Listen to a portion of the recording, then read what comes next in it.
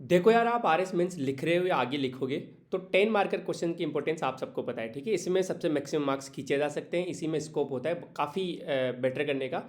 तो इसके 3 पार्ट होते हैं, एक इंट्रो होता है, एक बॉडी होता है, एक कंक्लूजन होता है। तो आज के सेशन में हम बात करेंगे कि एक बेटर इंट्रो और कंक्लूजन कैसे लिख के हम ज़्यादा मैक्सिमम मार्क्स खींच सकते हैं, ठीक है। तो आज के सेशन में होगा इंट्रो एंड कंक्लूजन क्यों जरूरी है, different types of introduction, different types of conclusions, standard conclusions कौन कौन से होते हैं, ताकि आप प्री मेड टेम्पलेट्स बना के रखो, ताकि आप सीधे चिपका दो और अच्छे मार्क्स गेन कर सको। और लास्ट में पढ़ेंगे कि आगे हम क्या क्या स्ट्रैटेजी रहेगी प्रोजेक्ट कलम में।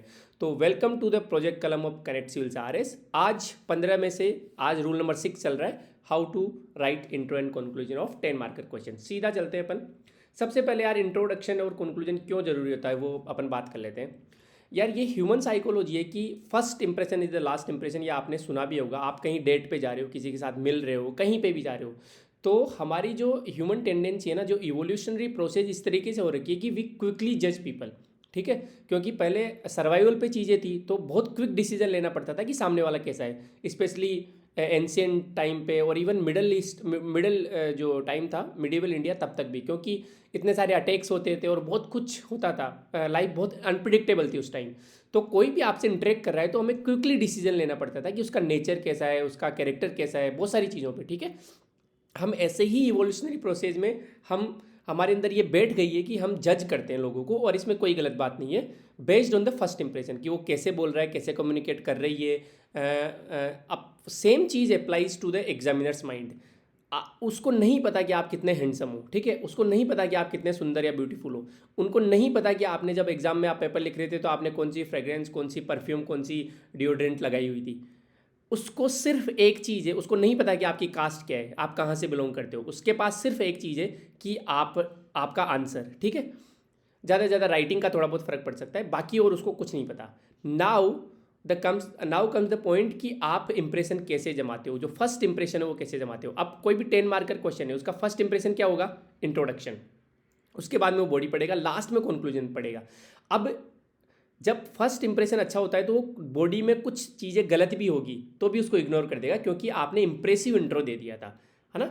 और वो सीरियस होके आपकी, जैसे फॉर एग्जांपल इंटरव्यू रूम में जब हम एंटर करते हैं तो एंट्री से ही पता लग जाता है कि कितना कॉन्फिडेंट है जो बंदा है या बंदी है, और उसके हिसाब से आगे का बहुत कुछ डिपेंडेंट होता है। और जब लास्ट में आप किस तरीके से ग्रीट करके जा रहे हो, लास्ट में जाते हो लड़खड़ाते तो नहीं हो, वो भी बहुत कुछ, कि जस्ट निकलने के बाद में वो मार्क्स देते हैं। ठीक वैसे ही मेंस की कॉपी में 10 मार्कर क्वेश्चन में जैसे ही कंक्लूजन पड़ेगा वो मार्क्स देगा। तो आप कंक्लूजन कितना इफेक्टिव दे रहे हो, क्योंकि उसी टाइम मार्क्स हाथ से छूटेंगे। तो इसलिए इंट्रो और कंक्लूजन की बहुत इंपॉर्टेंस है, ठीक है। बाकी का काम बॉडी करेगी ही करेगी। अब आप बोलो ये सब रामायण मत समझा, मैं तो मार्क्स की बात कर, ठीक है। पेपर 1, 2, 3 3 पेपर होते हैं। पेपर 1 में 10 मार्कर के 7 क्वेश्चन आते हैं, पेपर 2 में 10 आते हैं, पेपर 3 में 7 आते हैं। अब एक देखो, 10 मार्कर क्वेश्चन में यूजुअली ऐसा होता है कि 1 मार्क्स इंट्रो के फिक्स करके रखते हैं, बाकी 8 मार्क्स बॉडी के और 1 मार्क्स कंक्लूजन की। ये तो स्टैंडर्ड सी अप्रोच हो गई कि अच्छा इंट्रो तो 1 मार्क्स दे देंगे, वो अच्छा कंक्लूजन को तो 1 मार्क्स दे देंगे। ये तो सीधा सीधा बेनिफिट है, मतलब 14 मार्क्स, 20 मार्क्स और 14 मार्क्स, टोटल 48 मार्क्स के इंट्रो कंक्लूजन का वेटेज हो गया अपने तीनों पेपर में मिला के। अब मैं ये बोल रहा हूँ, ये देखो ये मिनिमम चीज़ें बोल रहा हूँ मैं। अब मैं ये बोल रहा हूँ कि यार, एक कोई पुअर इंट्रो और कंक्लूजन लिख के आ रहा है और एक आप अच्छा ढंग का लिख के आ रहे हो, उसको 0.5 मिल रहे थे, आपको 1 मिल रहा है। ज़्यादा ज़्यादा डिफरेंस नहीं बोल रहा मैं, 0.5 का डिफरेंस बोल रहा हूँ बस। सिर्फ 0.5 का डिफरेंस से आपके 24-25 मार्क्स का डिफरेंस आ जाएगा। और ये तो सीधा सीधा है। उसके अलावा जैसे बेटर कंक्लूजन से इंप्रेशन बढ़ा तो मार्क्स ज़्यादा हाथ से छूटते हैं, तो जो बॉडी की जो कमियां रह गई थी उसको भी कंपनसेट करने में मदद करता है, वो तो एक्स्ट्रा मार्क्स है। अब आप सोचोगे कि यार, ये नियोन आता है हर तीसरे दिन उठ के और बताता है कि डायग्राम बनाने से 20-25 मार्क्स आ जाएंगे, इससे 20-25 मार्क्स आ जाएंगे। ये सच है क्या बातें? देखो मैं बताता हूँ कि ये बातें सच है, कैसे हैं। क्योंकि मैंने क्या बोला था कि प्रोजेक्ट कलम is all about answer writing, और दो सेम नॉलेज के लोगों को यदि आंसर राइटिंग में रात दिन का फर्क है तो 50 से लेकर 100 मार्क्स तक का डिफरेंस आ जाता है। और वो इस ऐसे ही आता है कि डायग्राम्स में आपने नंबर खींच लिया, अच्छी इंट्रो कंक्लूजन में, अच्छी बॉडी में आपने खींच लिए, अच्छी प्रेजेंटेशन में खींच लिए, इसी तरीके से वो मार्क्स का डिफरेंस आता है। दूसरी चीज़, अब मैं आप इंडियंस हो पक्का, लगभग आप 22-25 साल के हो, 30 साल के हो, तो आपने पक्का ये वाला गेम जरूर देखा होगा जिसमें रिंग होती है हाथ में और कुछ आइटम्स पड़े हुए होते हैं, मेले वगैरह में रिंग फेंकते हैं, और यदि वो रिंग उस आइटम के ऊपर जाके गिर जाती है तो वो आपका हो जाता है। अब जैसे बहुत सारी चीज़ें होती है मेले वगैरह में, नोट होते हैं, साबुन होता है, और भी बहुत सारी चीज़ें होती है ना।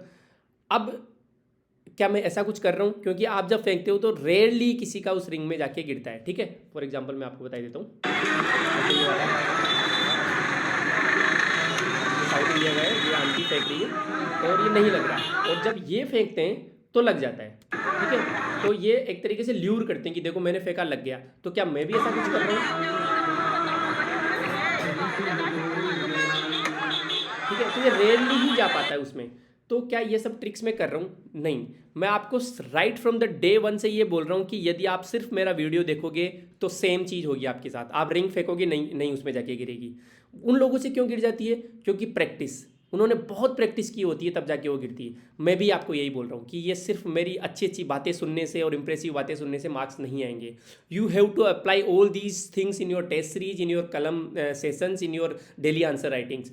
आपको लिखना है बैठ के कि यार चलो इन्होंने बताया 6 तरीके से इंट्रो, देखते मैं इस क्वेश्चन में कितने इंट्रो लिख पाता हूँ, तब जाके दिमाग खुलता है। और ऐसा आप बहुत सारे क्वेश्चन में करोगे अगले 2-3 महीने में, पक्का पक्का बोल रहा हूँ 100 मार्क्स कहीं नहीं जा रहे एक्स्ट्रा, ठीक है, तब जाके। लेकिन प्रैक्टिस करनी पड़ेगी भाई साहब। चलो अब एग्जाम में 10 मार्क के क्वेश्चन में आप यूजुअली, क्योंकि पिछले 1.5 साल से इंटरेक्ट कर रहा हूँ स्टूडेंट से, तो आप जो प्रॉब्लम फेस करते हो कि सर ब्लैंक हो जाते हैं, जैसे क्वेश्चन पढ़ा आप क्या क्या लिखे इंट्रो पता ही नहीं चलता, करते हो ये वाली प्रॉब्लम फेस, ठीक है। माइंड ही सुन हो जाता है या ब्लैंक हो जाते हैं, ठीक है। और फिर जैसे तैसे लिखते हैं तो बहुत पुअर सा होता है, मतलब बाद में हम अपनी कॉपी पढ़ते हैं तो यार ये क्या ही इंट्रो दे दिया मैंने, ये क्या ही कंक्लूजन दे दिया, I could do better than this, है ना, है ना। या फिर आपके माइंड में प्रेशर चलता रहता है टाइम का, टिक टिक टिक टिक, यार टाइम निकलते जा रहे, मैंने इंट्रो ही नहीं लिखा अभी तक, इंट्रो ही नहीं लिखा। या फिर लास्ट प्रॉब्लम जो आती है कि हमें तो समझ ही नहीं आता कि ये इंट्रो में लिखना है या कंक्लूजन में लिखनी है लाइन, या बॉडी का पार्ट है क्या है, ठीक है। अब ये बर्गर है, ऊपर वाला इंट्रो है, नीचे वाला कंक्लूजन है, बीच में बॉडी पार्ट है। ये जो पालक है ना, ये पालक क्या है? वैल्यू एडिशन, लिकर पी कैसे सेट, जो आप इसको इफेक्टिव बनाता है, इसको और स्वादिष्ट बनाता है, ठीक है। इसी तरीके से तो सारी चीज़ें ऐसे ही बनती है जीवन में, ठीक है, वैल्यू एडिशन से ही। तो ये सब प्रॉब्लम्स आप फेस करते हो, तो आपकी प्रॉब्लम्स को सोल्व करने के लिए हम है ना आगे चलते हैं सीधा। अच्छा, टॉपर्स कैसे डील करते हैं इन प्रॉब्लम से? क्या टॉपर्स मतलब माँ के पेट से सीख के आते हैं ये सारी चीज़ें? नहीं। अब इन भाई साहब की सबसे अच्छी चीज़ मुझे लगती है, गौरव भाई है, इनके चैनल पर मैंने इंडियन इकोनॉमी ली थी, यदि आपने पढ़ा होगा तो। इनकी सबसे अच्छी चीज़ लगती है कि यार इन्होंने ना मिथ तोड़े हैं बाहर आके। ये आरएस में रैंक 12 थे, आईएएस में 13 थे। अब इन्होंने साफ साफ आके बोला है कि भाई देखो मैं टैलेंटेड नहीं हूँ, मैं आपके जैसा ही इंसान हूँ और मैंने इस तरीके से मार्क्स लाए, इस तरीके से एग्जाम निकाला है, ठीक है। तो देखो इनके जो टेलीग्राम चैनल्स पे कुछ स्क्रीनशॉट मैंने लिए, make such fix introduction for different type of essays. इन्होंने कहा कि भाई कोई टैलेंटेड नहीं होता, जितने भी टॉपर्स होते हो पहले से ही प्री मेड टेम्पलेट्स रखते हैं इंट्रोडक्शन के, कंक्लूजन के, या फिर उनकी प्रैक्टिस इतनी हो जाती है कि वो, जैसे मैं एक चीज़ बता देता हूँ, लिख लो ये चीज़, मेंस में जाके आप कुछ भी अलग नहीं करने वाले इनोवेटिव। वहाँ पे जाके ऐसा नहीं होगा कि यार मैंने 3 महीने में ऐसा कुछ नहीं किया था लेकिन वहाँ जाके फोड़ दिया, नहीं होगा। जो आप टेस्ट सीरीज में कर रहे हो, जो आप अपने बैठ के घर पे पेपर लिख रहे हो, जो डेली आंसर राइटिंग कर रहे हो ना, वही होगा वहाँ पे। तो better inculcate all these habits, making diagrams, making writing good intro and conclusions, breaking the body into parts, all these habits should be inculcated and should be applied in your daily answer writing, in your test series. तभी जाके वहाँ पे वो replicate होगी, ध्यान रखना, है ना। कोई भी चीज़ नहीं होगी वहाँ पे, टाइम ही नहीं होता वहाँ पे यार सोचने का, तो ठीक है। इन्होंने एक बुढ़ाने रूल बोला है, try making templates for all kind of question that में बी आस्क्ड। जैसे फॉर एग्जांपल अब जैसे ब्रॉड टॉपिक्स है अपने, मैं आगे बताऊंगा आपको, उनमें क्या बोला इन्होंने, intro, conclusion, example, flow charts, ये सब बना के रखो अपने नोट्स में, ऐसे ही आती है रैंक, ठीक है। टैलेंट का गेम नहीं है RSIS, ठीक है। RSIS से घिसाने का गेम, प्रैक्टिस का गेम, प्रिडिक्शन का गेम, और ये सब ट्रिक्स का गेम। ये जो ट्रिक्स ही बोलूँगा इनको कि आपने उसको ऐसे दिखा दिया कि यार एग्जामिनर को कि यार ये तो बढ़िया तगड़ा बंदा है भाई, आपको लिमिटेड नॉलेज है लेकिन आपने सारी यूज़ कर ली, समझ रहे हो आप। तो प्लीज़ अपने माइंड से ये निकाल देना कि यार ये जो टॉपर्स बनते हैं वो पता नहीं किस वो क्या होते हैं। थैंक यू गौरव भाई ये सब मिथ्स ब्रेक करने के लिए, ठीक है। आगे चलते हैं। अब इंट्रोडक्शन मैंने समराइज किया है, जो भी मेरी आंसर राइटिंग का एक्सपीरियंस है उसके हिसाब से 7 टाइप के इंट्रोडक्शन हो सकते हैं। पहला डेफिनेशन, दूसरा डेटा या फैक्ट, तीसरा कोई बैकग्राउंड दे दिया आपने, हिस्टोरिकल बैकग्राउंड या कॉन्टेक्चुअल बैकग्राउंड, चौथा करंट, राजस्थान इंडिया इंटरनेशनल का करंट, पांचवा आयरनी, ठीक है, छठा फॉर्मूलाज और सातवां कोट्स। अब आपके ऊपर से गया होगा बहुत सारी चीज़ें, ठीक है। कुछ चीज़ें पता होगी कि हाँ डेफिनेशन लिख सकते हैं इंट्रोडक्शन में, हाँ कोई डेटा या फैक्ट लिख सकते हैं, लेकिन बैकग्राउंड को कैसे यूज़ करें यार, करंट को कैसे यूज़ करें, आयरनी क्या है, ये फॉर्मूलाज क्या मतलब, कोट्स कैसे यूज़ करें, मैं अप्लाई करके दिखाऊंगा आगे आपको, ठीक है। और ठीक वैसे ही 6 टाइप के कंक्लूजन होते हैं। अब एग्जाम में तो एक ही कर लिखना है, लेकिन आपके पास इतने तरीके होंगे कि फटाफट से आप लिख दोगे, ठीक है। अब कंक्लूजन, स्लोगन या कोट लिख दो कोई, link with the introduction, scheme या इनिशिएटिव कोई चल रहा है वो, इंटर सब्जेक्ट लिंक कर दो, कोई टारगेट है उससे रिलेटेड वो लिख दो, और रेडीमेड जो होता है जिसमें आप स्टैंड लेते हो वो वाली चीज़ लिख दो। आप आगे समझेंगे, इन सबको टेंशन मत लो। इन दोनों के आप प्रिंट आउट निकाल के अपने चिपका लेना टेबल पे या फिर कहीं पे भी, इनको बार बार देखते रहना और क्वेश्चन में अप्लाई करते रहना, ठीक है। फॉर एग्जाम्पल ये क्वेश्चन है, how do the melting of Arctic ice and glaciers of the Antarctic differently affect the weather patterns and human activities on the earth, explain. Arctic की बर्फ और अंटार्कटिका के ग्लेशियरों के पिघलने से पृथ्वी पर मौसम के पैटर्न और मानवीय गतिविधियों पर अलग अलग प्रभाव पड़ता है, वो कैसे बताओ, व्याख्या करो। ये क्वेश्चन आ गया। अब जैसे मैं इंट्रो सोच रहा हूँ, मैंने उन्हीं 6-7 लाइनों पे सोचूंगा कि यार इसमें कोई डेफिनेशन दे सकते हैं, अब इसमें कोई क्लाइमेट चेंज वगैरह तो ये नहीं, तो डेफिनेशन क्या ही दूंगा मैं, आगे बढ़ा मैं। यार कोई हिस्टोरिकल बैकग्राउंड है कि हाँ मुझे पता है कि क्रायोस्फीयर का वो है कि a major chunk of cryosphere form during ice age, ice age के टाइम बना था, पता है आप अपने को। ये जो क्रायोस्फीयर क्या होती है, बर्फ की जो लेयर होती है ना, प्लेस्टोसीन एपोज के time, is melting fast due to global warming and other immediate anthropogenic activities. समझ रहे हो मैंने क्या बोल दिया कि ये जो बर्फ और ये पिघल रही है ना, क्यों पिघल रही है, मैंने हिस्टोरिकल बैकग्राउंड दे दिया उसका, ताकि अब मैं आगे बढ़ूँ। कैसे अफेक्ट कर रही है ह्यूमन एक्टिविटीज और वेदर को, वो तो मैं आगे बात करूंगा। ये हो क्यों रहा है, पहले मैंने एक लाइन में इंट्रो दे दिया, मैंने क्या है हिस्टोरिकल बैकग्राउंड देके कनेक्ट कर दिया एक तरीके से, है ना, कि क्रायोस्फीयर के टाइम पे जो आइस एज के टाइम पे जो क्रायोस्फीयर बनी थी, वो ग्लोबल वार्मिंग और जो एंथ्रोपोजेनिक एक्टिविटीज़ है, एंथ्रोपोजेनिक मतलब जो ह्यूमन से रिलेटेड एक्टिविटीज़ है, उनके कारण पिघल रही है। कोई data, according to NASA the polar ice caps are melting at an alarming rate of 9% per decade. ये कोई डेटा कहाँ से आएगा, ये न्यूज़पेपर वगैरह से आ जाता है, या फिर जो अपना प्रोजेक्ट VIP आ रहा है, value addition program, value induction program, उसमें हम सब ये देंगे आपको। जैसे क्लाइमेट चेंज पे हम 5-7 डेटा आपको दे देंगे, 1-2-3 डेटा दे देंगे, ताकि उनको आप यूज़ करके आओ इन सब में, ठीक है। ये जल्दी शुरू करते हैं इसको। कोई फैक्ट कि Arctic ice is decreasing with rate of 13% पर decade, is melting faster than Antarctic, ये भी एक फैक्ट हो गया साहब, है ना। करंट इवेंट्स कि हाल ही में IPCC की रिपोर्ट जारी हुई थी, उसमें कहा था कि जो ग्लोबल सरफेस टेम्परेचर है वो लगभग 1.1 degree Celsius higher than pre industrial area, जो कि इसका कारण बन रहा है आर्कटिक आइस और ग्लेशियर का। ये आपने एक करंट इवेंट से जोड़ दिया कि ये, पहले तो मैं ये बता दूं कि ये हो क्यों रहा है, ये आर्कटिक आइस और ग्लेशियर्स की मेल्टिंग हो क्यों रही है, क्योंकि ये 1.10 डिग्री सेल्सियस ज़्यादा टेम्परेचर बढ़ गया, ये IPCC की रिपोर्ट है, आपने करंट इवेंट से जोड़ दिया। आयरनी मतलब एक तरफ तो ये हो रहा है, दूसरी तरफ ये हो रहा है, बताओ आयरनी है। On the one hand global GDP has crossed $80 trillion, while on the other hand 80 million residents of coastal areas and small islands face displacement crisis due to melting of ice and rising sea level। मैंने मतलब एक दिमाग पे झटका लगेगा उसको कि मैंने एक आयरनी बता दी कि एक तरफ तो हमारी ग्लोबल GDP $80 ट्रिलियन कूद गई, और दूसरी तरफ 80 मिलियन लोग, लगभग 8 करोड़ लोग डिस्प्लेसमेंट क्राइसिस से गुजर रहे हैं क्लाइमेट चेंज के कारण, ठीक है। तो ये एक आयरनी बता दी। फॉर्मूला, जैसे मान लो करप्शन पे क्वेश्चन आ गया, तो फॉर्मूला होता है monopoly plus discretion minus accountability equal to corruption. जैसे इसमें भी अपन फॉर्मूला दे सकते थे कि climate change due to climate change plus anthropogenic activities, और भी 2-3 जो कॉज लिख के बराबर melting of Arctic ice and glaciers, ठीक है। इस तरीके से अपन फॉर्मूला, और जरूरी नहीं है यार, नहीं आ रहा नहीं बन रहा तो कोई बात नहीं, अपने पास 50 तरीके हैं, जो एग्जाम में सबसे पहले याद है, अच्छा से याद है, लिख के आ जाएंगे आगे, ठीक है। आगे चलते हैं। अब कंक्लूजन, जैसे इसमें डिफरेंट टाइप के conclusion, link with the introduction, इससे क्या था, फीलिंग आती है कंप्लीशन की। जैसे we must not work towards mitigation, must not only work towards mitigation adaptation of climate change, but also work towards correcting the wrong by reversing the trend of global warming. कि हमें सिर्फ ऐसा नहीं कि global warming के कारण जो चीज़ें हो गई उनमें अडेप्ट कर रहे हैं, लेकिन इस ट्रेंड को रिवर्स भी करना पड़ेगा अपने को, वापस इस 1.1 डिग्री सेल्सियस को 0 डिग्री पे ले जाना पड़ेगा, उसी प्री इंडस्ट्रियल एरा के टेम्परेचर के बराबर ही करना पड़ेगा, ठीक है। Slogan, in this globalized world, मैं आगे हिंदी में ही बताऊंगा, ये क्या, ये RS का क्वेश्चन नहीं था इसलिए मैंने हिंदी में नहीं बताया, इसको आगे PYQs पे अप्लाई करूंगा, डोंट वरी अबाउट दैट, ठीक है। इन दिस, ये क्वेश्चन किसी टेस्ट सीरीज वगैरह का है शायद। In this globalized world we must work with the spirit of Vasudev Kutumbakam to make collective effort. आप देखो ये जो प्रॉब्लम है वो बहुत वर्ल्ड लेवल की प्रॉब्लम है ना, आर्कटिक आइस और ग्लेशियर्स वगैरह, जो क्लाइमेट चेंज है, जो वेदर पैटर्न चेंज हो रहा है, अर्थ की प्रॉब्लम है ना, तो वसुदेव कुटुंबकम याद आएगा मुझे सीधा सीधा स्लोगन, कि जब इतनी बड़ी प्रॉब्लम है मदर अर्थ जो कि हम सबके लिए कॉमन है, तो वसुदेव कुटुंबकम की भावना के साथ हमें कलेक्टिव एफर्ट लगाने पड़ेंगे, सामूहिक प्रयास करने पड़ेंगे हमें, ठीक है। अब कितना अच्छा कंक्लूजन हो गया। टारगेट में SDG याद आ गए कि टारगेट ही तो है SDG, सस्टेनेबल डेवलपमेंट गोल 2030 तक अचीव करने में, ये टारगेट ही तो हो गया, कोई चीज़ कब तक अचीव करनी है टारगेट ही तो होता है। To envisage the dream of sustainable development goal 13, 14 and 15, 13 के ब्रैकेट में लिख दिया क्लाइमेट चेंज, 14 के बगल में लाइफ बिलो वाटर एंड 15 में life on earth. We must work towards carbon neutral world and slow down the polar melting. बस अब कितना अच्छा हो गया कि आपने देखो इसमें डेटा भी डाल दिया, आपने टारगेट भी लिख दिया, सब कुछ लिख दिया। कोड सिंपल, अभी आप पढ़ लेना अच्छे से। स्कीम या initiative, India has been contributing positively through stations like Dakshin Gangotri and मैत्री, ये अंटार्कटिका में मैत्री और हिमाद्री के आर्कटिक में। तो अब बात इनकी हो रही है ना आर्कटिक और अंटार्कटिक की, तो मेरा दिमाग जाएगा कि इंडिया कुछ कर रहा है क्या इसमें? हाँ यार कर रहा है, बिल्कुल अपने स्टेशन से। दक्षिण गंगोत्री और मैत्री है अंटार्कटिका में और हिमाद्री आर्कटिक में। तो हम यहाँ पे रिसर्च करके इसको रिवर्स करने में मदद कर रहे हैं। ये आपने अच्छा सा वो दे दिया, इंडिया का रोल दे दिया। इंटर सब्जेक्ट लिंक कर सकते हैं कि भाई इसके कारण देखो क्वेश्चन क्या बोल रहा है कि मनुष्य मौसम पे और मानवीय गतिविधियों पे क्या फर्क पड़ रहा है। अब जैसे ही मानवीय गतिविधियां मेरे दिमाग में, मुझे आर्टिकल 21 याद आ गया, right to safe environment under fundamental right, तो मैंने कनेक्ट कर दिया कि भाई इसके कारण क्लाइमेट रिफ्यूजीज हो रहे हैं, तो पॉलिटिकल अथॉरिटीज़ को नेशनल और इंटरनेशनल लेवल पे काम करना चाहिए ताकि उनका जो फंडामेंटल राइट है आर्टिकल 21 के अंदर सेफ एनवायरनमेंट का, वो वायलेट ना हो। ठीक है, इस तरीके से हम ये इंटर सब्जेक्ट लिंक भी कर सकते हैं।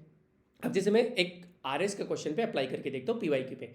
Each other success teaches a better lesson for better governance, एक दूसरे की सफलता बेहतर प्रशासन के लिए सीख देती है। 2021 का 10 मार्क का क्वेश्चन है। ठीक है, analyse the statement with exam. अब मुझे इसका इंट्रो लिखना है। अब मैं अटक रहा हूँ कि यार अब फटाफट से आप अपना दिमाग दौड़ाओ कि यार मैं कोई कोट या डेफिनेशन या करंट या आयरनी या बैकग्राउंड या फॉर्मुला या डेटा, अब ये बार बार आपको अप्लाई करना पड़ेगा तब जाके याद आएंगे। ठीक है, और बाद में आपको सोचना भी नहीं पड़ेगा, अपने आप ही सीधे डेफिनेशन या करंट या आयरन या कुछ याद आ जाएगा। ठीक है, अभी नहीं आएगा। अभी अब मैं इतनी सारी चीज़ें बता दी, आप बोल रहे हो कि कलम में कि सर डायग्राम बनाते हैं तो इंट्रो बोलते हैं, इंट्रो बनाते हैं तो बॉडी का क्वेश्चन नहीं लिख पाते। आप सोचो जिस दिन आपने साइकिल चलानी सीखी थी, सोचो आप जब आप यहाँ पे बैठ के पेडल मारते थे तो हैंडल भूल जाते थे, इधर उधर भागती थी। जब आप आगे देख के हैंडल को फोकस करें तो पेडल मारना भूल जाते थे, है ना। तो 10-15 दिन में जाके या 5-7 दिन में जाके वो कॉम्बिनेशन पूरा अच्छी तरीके से बैठता है। आंसर राइटिंग भी भाई ठीक वैसे ही है। ठीक है, आप ये सारी चीज़ें कंबाइन कब होगी? जब आप आंसर लिखोगे बहुत सारे। ठीक है, और 10-15 दिन, 15-20 दिन, 1 महीने में आप बहुत अच्छे आंसर लिखने लग जाओगे। और जब किसी चीज़ को करने से 100 मार्क्स आ रहे तो क्यों ना करें यार, बहुत बहुत डिफरेंस पैदा कर देती है। अब जैसे इस क्वेश्चन में क्वेश्चन क्या है, एक दूसरे की सफलता बेहतर प्रशासन के लिए सीख देती है। अब मुझे मान लो सोचना है कोट, अब मुझे एक दूसरे की सफलता की बात हो रही है, मतलब दो चीज़ें साथ चल रही है। स्वामी विवेकानंद का कोट याद आ गया। अब मैं स्टैंडर्ड कोट लिख के रखूंगा 10-15 आपने, और उन्हीं को मैं घुसाने की कोशिश करूंगा कैसे भी करके। It is impossible for a bird to fly on one wing, एक पक्षी के लिए केवल एक पंख पर उड़ना असंभव है। यही तो बात बोल रहे हो कि एक दूसरे की सफलता जरूरी है, एक दूसरे का सहयोग जरूरी है, स्वामी विवेकानंद। अब एग्जामिनर ये कोट पढ़ के समझ आएगा कि अच्छा इसको समझ में तो आ गया भाई क्वेश्चन। ठीक है, डेटा जो सस्टेनेबल डेवलपमेंट गोल 16, अब ये 17 के 17 रट लो आप। ठीक है, बहुत जगह काम आएंगे, इंट्रो में, कंक्लूजन वगैरह में। तो sustainable development goal 16 highlights the role of participative and responsive approach for better governance. ये बोलता है कि साथ आओ सब लोग। तो सस्टेनेबल डेवलपमेंट गोल 16 बेहतर प्रशासन के लिए सहभागी और उत्तरदायी दृष्टिकोण की भूमिका पर प्रकाश डालता है। वहीं से आपने शुरू कर दिया इसको। डेफिनेशन, अब क्योंकि बेटर गवर्नेंस की बात करें, देखो 10 नंबर का क्वेश्चन है, बोल रहा है कि एक दूसरे की सफलता बेहतर प्रशासन के लिए सीख देती है। Each other success teaches A lesson for better governance, तो बेटर गवर्नेंस तो पता होनी चाहिए ना पहले। तो आपने बेटर गवर्नेंस की डेफिनेशन दे दी कि governance with elements like accountability, transparency, responsiveness, participation, inclusivity and efficiency is called better governance. जवाबदेही, पारदर्शिता, भागीदारी, समावेशिता और दक्षता जैसे तत्वों वाले शासन को बेहतर प्रशासन कहा जाता है। आपने इतनी सारी चीजें घुसा दी सिंपल डेफिनेशन में, क्यों नहीं मार्क्स मिलेंगे आपको? फॉर्मूला, उसी चीज को फॉर्मूला में कन्वर्ट कर सकते हो आप कि accountability plus transparency plus inclusivity plus efficiency बराबर बेटर गवर्नेंस। इसमें माइनस कर दो आप भले ही, माइनस करप्शन, माइनस एपैथी, 2-4 चीजें गलत चीजें को माइनस कर दो तो ये बेटर गवर्नेंस हो गई। इसको बॉक्स में बंद करके आ जाओ आप। ठीक है, बैकग्राउंड दे सकते हैं, जैसे Kerala's model of excellent governance on education and health front has inspired other states too. शिक्षा और स्वास्थ्य के मोर्चे पर केरल के उत्कृष्ट शासन मॉडल ने अन्य राज्यों को प्रेरित किया। हमने बैकग्राउंड दे दिया कि कितने सालों से केरला आगे हमारे से हेल्थ और एजुकेशन में। Indeed each other success teaches A lesson for better governance, ये दरअसल नहीं आएगा यहाँ पे। बिल्कुल एक दूसरे की सफलता बेहतर सरकार, अरे ये गलत हो गया ट्रांसलेशन है, बेहतर गवर्नेंस का, बेहतर क्या होगा इसका, बेहतर शासन का सबक सिखाती है। ठीक है, तो ये हो गया आयरनी। अब इसमें आयरनी, अब जैसे अब मैं बताता हूँ आपको, ये आयरनी सोचने में मुझे अभी पीपीटी बनाते टाइम 1 मिनट लग गया था भाई, है ना। अब आप ये तो चीटिंग वाली बात होगी सर, वहाँ तो 1 मिनट होता ही नहीं है। पहली बात तो 1 मिनट होता है, ऐसी कोई बात नहीं है। 10 नंबर के क्वेश्चन है, आप 8 मिनट ले सकते हो आराम से, है ना। लेकिन फिर भी और फास्ट सोचना है तो कोई बात नहीं, मैं आयरनी क्यों लिख के आऊँगा जो मुझे, अब मैं इसमें तो फटाफट से ये डेफिनेशन या फॉर्मूला लिख के आता जो जल्दी याद आ रहा है। मेरे पास मान लो तर्कस में 5 तीर है, जो तीर सबसे जल्दी निकल रहा है उसको निकाल के फेंक दूंगा मैं तो। ठीक है, ऐसे ही होती है।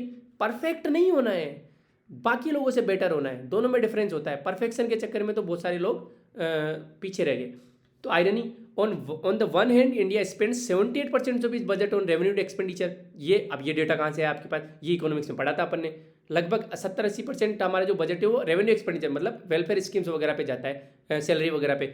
On the other hand almost 250 million Indians are deprived of basic needs, जबकि 250 मिलियन लोगों के पास रोटी कपड़ा मकान जैसी चीज़ें नहीं है, गरीब है वो।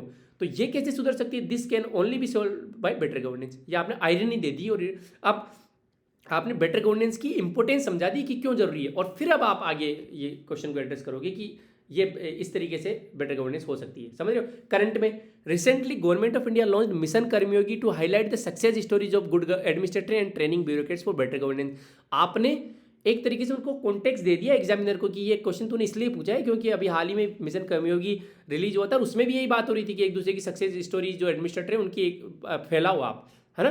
तो करंट आपने कर दिया। अब इसी क्वेश्चन में कंक्लूजन, जैसे वही कि हम टिक कर करके देखेंगे क्या हम लिंक कर सकते हैं इंट्रो से, क्या स्लोगन दे सकते हैं, क्या कोई टारगेट दे सकते हैं, कोई इंटर सब्जेक्ट लिंक दे सकते हैं, कोई स्कीम दे सकते हैं, क्या देखते हैं each others link with intro. तो आपने इंट्रो में क्या बात की थी? पार्टिसिपेशन की, अकाउंटेबिलिटी की, ट्रांसपेरेंसी की, तो लिंक कर दो।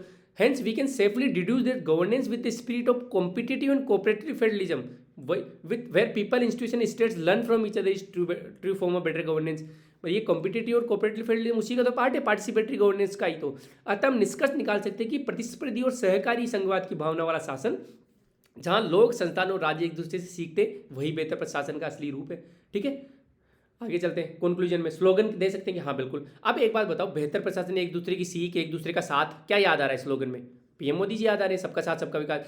This approach ultimately adopts our PM vision of Sabka साथ सबका विकास एंड सबका विश्वास फॉर इंक्लूसिव ग्रोथ। अब एक ग्लिच इसमें ध्यान रख लेना कि लोग इसको पकड़ के बैठ जाते हैं और 3-3, 4-4 क्वेश्चन में यही कंक्लूजन दे रहे। एक स्लोगन आपने एक पेपर में कहीं पे यूज कर लिया तो उसको दोबारा यूज मत करना, वो नेगेटिव इंप्रेशन जाता है कि आपके पास कंटेंट की कमी है। ठीक है, एक जगह आपने सबका साथ सबका विकास सबका विश्वास यूज कर लिया तो उसको कहीं उस पेपर में यूज नहीं करना है। यह दृष्टिकोण अंततः समावेशी विकास के लिए हमारे प्रधानमंत्री जी के सबका साथ सबका विकास और सबका विश्वास के दृष्टिकोण को अपनाता है। This approach will help us envisage the dream of Mahatma Gandhi Sarvodaya and Swaraj concept. ये क्योंकि अल्टीमेटली सर्वोदय और Swaraj concept the people's rule की बात करता है। यह दृष्टिकोण हमें महात्मा गांधी जी के सर्वोदय और स्वराज के उदाहरणों को सपने को साकार करने में मदद करेगा। क्या इंटर सब्जेक्ट लिंक कर सकते हैं? बिल्कुल। अब अल्टीमेटली बेटर गवर्नेंस से हो क्या रहा है? एक दूसरे की सफलता बेटर गवर्नेंस से हो क्या रहा है? पॉलिटिकल सोशियो इकोनॉमिक जस्टिस ही मिल रहा है अपने को, अल्टीमेटली लोगों को फायदा होगा। तो political and socio economic justice as envisaged under fundamental right and DPSP respectively, क्योंकि फंडामेंटल राइट तो पॉलिटिकल जस्टिस की बात करता है और डीपीएसपी सोशियो इकोनॉमिक जस्टिस की बात करता है, can only be achieved in true sense through this approach of better governance. मौलिक अधिकारों और डीपीएसपी के नीति निर्देशक तत्व आएगा यहाँ पे के तहत क्रमशः राजनीतिक और सामाजिक आर्थिक न्याय की परिकल्पना बेहतर प्रशासन के इस दृष्टिकोण के माध्यम से ही सही अर्थों में प्राप्त की जा सकती है। ठीक है, इस तरीके से हम लिख सकते हैं। देखो बहुत सारे तरीके मैंने आपको बता दिए। क्या हम स्टैंडर्ड कंक्लूजन तैयार कर सकते हैं? जैसे मैं बताता हूँ, मेरी कॉपी में मैंने बहुत सारे स्टैंडर्ड कंक्लूजन यूपीएससी के लिए तैयार कर रखे हैं, आरएस के लिए तो टाइम ही नहीं मिला था। जैसे कहीं भी अब सेपरेशन ऑफ पावर का क्वेश्चन आएगा, फेडरलिज्म का क्वेश्चन आएगा, जो तीनों चारों अंग है अपने डेमोक्रेसी के, उन पे बात आएगी, उन पे कॉन्फ्लिक्ट पे बात आएगी, उनके सहयोग के बारे में बात आएगी, तो मैं क्या कंक्लूजन लिखूंगा? मेरा फिक्स था। मतलब 1-2 क्वेश्चन में तो ऐसा होता है कि इंट्रो बॉडी बाद में लिखो, फटाफट से नीचे कंक्लूजन लिख दिया। ठीक है, कि complete separation is neither desirable nor practical. Each organ should understand and respect each other's limit and work in harmony and partnership to keep the constitution fabric intact. अब ये इतना ब्रॉड कंक्लूजन है कि कोई ना कोई क्वेश्चन में जो कि किसी भी ऑर्गन के बारे में आएगा तो आप लिख ही दोगे। जैसे पहले एक क्वेश्चन आया हुआ है, क्या क्वेश्चन आया हुआ है कि what are the ways of judicial control over administrator.